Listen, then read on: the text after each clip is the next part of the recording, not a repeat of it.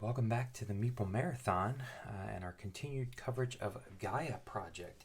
Today I'm going to be showing you what I have found that allows me to not only store Gaia project, it's in the box. There is a smidgen, I can't even get my fingers like underneath it, so we're talking like less than a quarter of an inch here, raise in the box lid. So pretty much everything is in the box here, but it also is going to make setup and like getting especially a multiplayer game set up quite quickly, but also solo games, which is what we're primarily here for. So let's take a look at what I have found to help store Gaia project. So on the top here, is most of your flat stuff, and really you can see that the player boards here, there's a little bit of a raise up here, but for the most part everything, it's the instruction manuals, the thickness of the instruction manuals sitting on top here is what raises the box lid up. So we just have our instruction manuals on top, all of our player boards sitting on top of our folded up research track. Pretty straightforward there. Okay, so there are two things here that obviously make this storage solution work. I've got some 4-ounce jars here, 4-ounce just plastic jars with lids, and then I've got kind of one of my standard bead landing storage boxes. This is the smaller size one with just the 10 spots, but what's nice about the smaller one that you don't get with the larger one is that you can remove the smaller walls to create bigger spaces if you need to. So I did have to bag up a few things. Obviously the cards here, most of these are for the solo game, except for the reference cards, and these didn't really warrant any type of tuck box or deck box or anything like that, so I just threw them in a baggie. And then these round booster tiles here are just kind of a pain. They would have taken up, you can see that I could have squeezed them into one of these right here, but it made this one kind of crowded, and they kind of had to be squeezed in there. So I didn't feel too bad about throwing these in a baggie, because I also needed something to kind of fill this space. That way nothing like none of the flat stuff tipped into this corner. So that helped fill that space a little bit, and I was perfectly fine with that. So then below that we have all of our Galaxy map tile boards, whatever you want to call them, and they're tucked in here nicely that they're not going to move around, and these being circular help trap them, and then this basically just tuck them in one corner. There's lots of different ways you can configure these jars around this to make it work. You could push it a little bit more in the middle here, and do something like this, and so like I said, this setup does not require you to remember or have a picture of how you got it back in the box. Essentially just knowing that these kind of go down underneath to help keep them from sliding around, and you just kind of protect them with the jars. And then on the very bottom, I have the much larger kind of round and end game scoring tracker along with the planets. This is a very awkward size and piece of board. It is fun, it's thematic, but it's just obnoxious to store. So it basically, your best bet to keep it safe is to keep it on the bottom and just store everything on top. One thing that I just want to point out and get this off my chest, get on my little soapbox here, is that it really bugs me that producers of games don't sit down and figure out how you're going to store the game without just dumping everything back in the box. Not realizing that there are people out there who like to be organized, and I don't think I'm the only one. But just the simple fact that these player boards here, I could do so much more with a storage solution if they were a quarter of an inch less wide. Why? Why did you not sit down and figure out, oh, if we just made the box just that much wider? Gaia Project's kind of an odd sized box. It's not the standard square. It's not very tall. It's not the coffin sized box. It kind of sits in between. I honestly, it's almost like, no, the size of Legendary Encounters, but it's a little bit more square than Legendary Encounters and not as tall. Again, I'm looking around at my other games on my shelves here. Lost Ruins of Arnak is more like a standard Monopoly size coffin box. But again, why couldn't you have made your box or shrunk your boards down so that these could have been tucked in sideways? Instead, they sit up here like this and they're at risk of floating around. So that's my little soapbox speech there. Let's get on to what I've done with the rest of the stuff here. So I'm actually going to pull some of these out because we're going to look at these last. But my standard bead landing storage box, again, I get these, personally I get these at Michael's, but I've seen these, they sometimes have a different name or produced by a different company, but essentially you find them in the craft storage section, usually around like bead and jewelry making, things like that. This is Bead Landing brand from Michael's, but you can find them at Walmart. You can find them on Amazon. I'll put a link to the ones I purchased from Michael's. You can have them delivered, purchase them online, things like that. So, but what I have here, other than the large round boosters that ended up in a baggie, are all the stuff in the front here is stuff that we're going to need during the game. So your energy tokens, your action cover tokens, I just dropped that on there because it fit, but the QIC markers and your Gaia planet tokens here.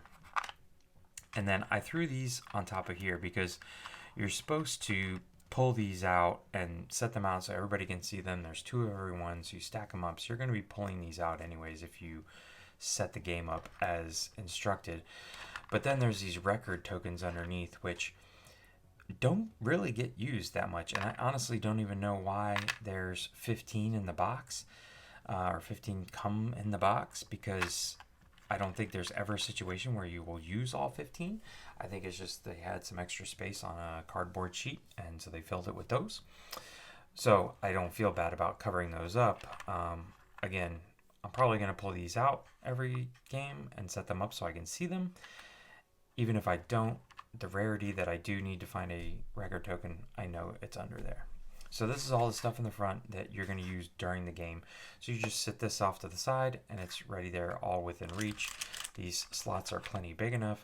These energy tokens are kind of tricky to get out no matter where you have them, even on a pile on the table, but everything else is really easy to get out. Here I have my tech tiles, and right here I have all the tech tiles that you would need in a solo game. So these ones with the green markings on the back, you can see are different than the standard ones. Technically this just denotes that these are the starting ones, but they're not really starting ones. They're just the ones you're supposed to put down first. There's essentially 4 copies of every all the 9 different tech tiles. So what I've done is I've taken the starter ones and then a second copy and placed them here. Everything, the other 2 copies are right here. So technically I could pull out either side, but playing as a solo player, it's always going to be a 2-player game or a 2-player game setup. And so I can easily just, pull these out, and I know I don't have to rifle through them. These are the advanced tech tiles. They're pretty simple. And then what's nice about this box is that I could pull out this little wall because these round scoring tokens are somewhat obnoxiously large and didn't fit in this. I didn't want to baggy them up, but since I could pull this wall out here, I was able to fit these in along with the end game scoring tiles. There's only, 5 or 6 of them. So they barely took up a space on their own, so they just kind of sit there together. And these all go, both of these go on this board. So perfectly fine in my opinion that they share space. So that is basically all the cardboard in the game, except for the big pieces of cardboard that sits there like that. And like I said, the rest you will notice are these circular 4-ounce jars that can be configured however you want it to protect the map tiles. But what these beauties have is everything you need to hand to a player to get their faction set up. So there's 14 different factions, made up from 7 different colors. And so you're never going to have 2 oranges, obviously, but if someone, for example, is playing one of the orange factions, you can simply hand them this jar, and they can either dump the whole thing out if they want to, or they can just sit here and pull out their structures. Obviously, you're going to have to do that. That's part of setup for the game.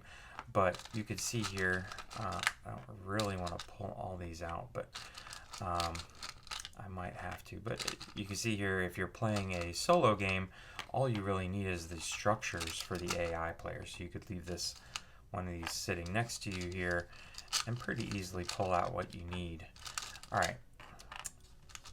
So now that I've gotten to the bottom here, you can see I've also included the 2 money tokens, the 2 knowledge or 1 knowledge token and 1 ore token, along with the player markers are in here, and then the satellite token. So everything the person needs is right here. You basically, when they sit down and they choose their color, you hand them one of these and let them do it.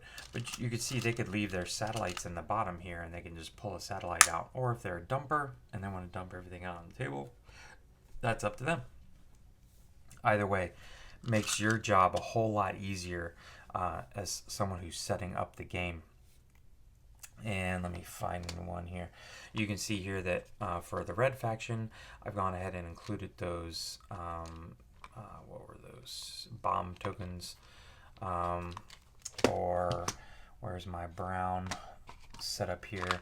There you can see the Brainstone is in with the brown faction. And then the yellow one has the Gree token in there somewhere.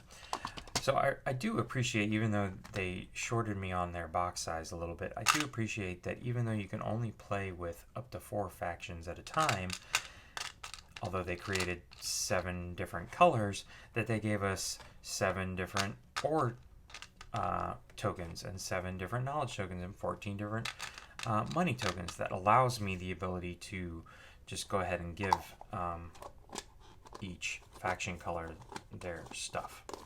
So there you have it, ladies and gentlemen. The 4-ounce jars and this are basically everything you need. Now, these 4-ounce jars, my set came from Chico and Joe.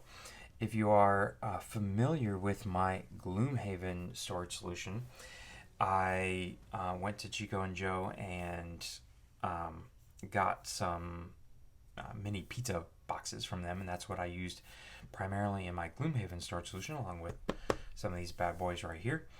And Chico and Joe actually, instead of just having to go and find mini pizza boxes, created a kind of package on their website. It's an Etsy store, so essentially you're just going to Etsy, but created a package where you can just go in, purchase the Gloomhaven package. It gave you the correct number of boxes that you would need and a few other things. You could get the deluxe package that would help you store a few other things. But I have reached out to Chico and Joe again to see about them creating a Gaia project package, because I think this is really perfect. And I've seen a lot of storage solutions out there that, you're paying for the foam core, the flat pack, things like that. Some of them are too horribly expensive, but not only do you have to turn around and build them, but they always look like they're just, if you turned the box sideways, everything would just end up strewn about the box and make a big mess. You could technically store this on its side. Now, if you were to do that, I would definitely make sure that you were storing this on the bottom and this on the top. So, I would flip the box this way to store it on its side. But these certainly are not going to release any of their contents. This isn't going to release any of their contents. These things are perfectly protected in their baggies. And then you would also, want to make sure, if you're tipping it this way, go ahead and make sure you put all your cardboard on that end too. So in this instance, I would actually want to put this on this way, and you can see that I can go ahead and tip my box up on side. I know there's a lot of people who prefer to store their games this way, and we can tip it back down. And as you can see, everything is still intact. The biggest thing is just kind of making sure that your map tiles are going to be at the top of the box, so they don't, just heaven forbid, the cardboard doesn't get bent up a little bit. But other than that, a Gaia project storage solution that is allowing you to store the box sideways, and perfect for quick setup and cleanup and everything else. So keep an eye out in the description of this video and for a pinned comment if I hear back from Chico and Joe on how much, a 7 or 8 4-ounce jars. Since you need 7, that's an odd number, so they may sell you 8 at a time, but you could always find a use for that 8th jar. So keep an eye out in the description or the comment section for an answer back from Chico and Joe. Again, those were just simply 4-ounce jars. Oh, and another thing that's nice is that at least Chico and Joe's set came with these stickers. So I haven't decided yet whether I'm going to have these, figure out how to print nicely on these, so that maybe like, the picture of the factions, something similar like this. What's on the side of the box here is on there. But either way, just so that when you are in a situation like this and you're looking down into the box, you can say, ooh, here's the white one, instead of having to pick it up. But that's just minor. Again, the stickers came with the jars. I just need to figure out how nice I want to decorate these stickers before I put them on the things, so that way I can very easily determine which one's red, which one's orange, which one's white, etc. and so on. So there we go. I'm going to stop rambling now. That is my Gaia project storage solution. If you enjoyed this video, please consider giving it a thumbs up. And if you'd like to see more storage solutions in the future, please consider subscribing to the channel. Once again, thanks for watching. Have a great day.